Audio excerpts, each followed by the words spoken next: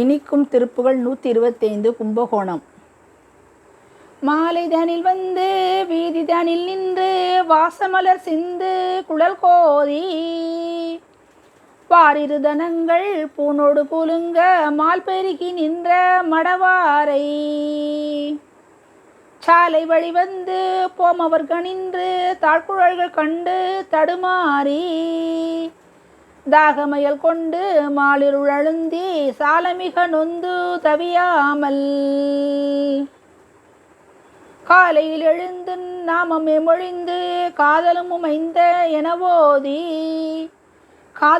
மைந்த எனவோதி காலமும் உணர்ந்து ஞான வெளி கண்கள் காண அருள் என்று பெறுவேனோ.